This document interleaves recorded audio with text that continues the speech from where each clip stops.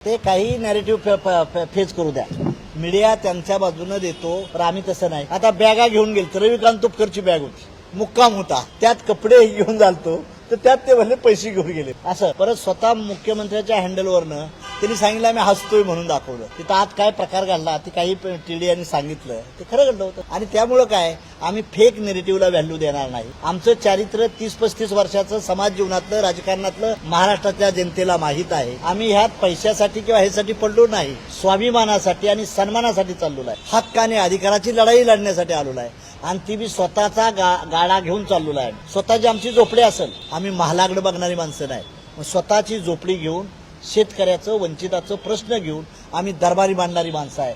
आणि त्यांना माहित आहे आमचं चेहरे क्लीन आहेत, आम्ही कुणाला भ्यायची काही गरज नाही त्यांना. म्हणून आम्ही सांगतो की एखाद्याला वाईट म्हटलं म्हणून आपण लगेच मोठं होतो असं नाही. आम्हाला आमचा स्पेस वाढवायचा आहे. भाजपाचं मी अभिनंदन करीन की त्याने आम्हाला जागा सोडल्या नाहीत. मला 6 जागा देत होत्या, मी 14 मागत होतो, म्हणून आमचं डिस्प्यूट झालं. बाकी काय आमचं वैयक्तिक भांडण नव्हतं त्यांचं. तर आम्हाला त्यांनी दिल्या नाहीत. आम्ही स्वतंत्र लढाई मिळालं, आम्हाला संधी मिळाली, स्पेस मिळाली. उलट भारतीय जनता पार्टीवर गेल्यामुळं आमच्या जागा, मतदान कमी झालं, पक्षाला वोट ऑफ पर्सेंटेज कमी झालं होतं, ते आम्हाला संधी मिळाली.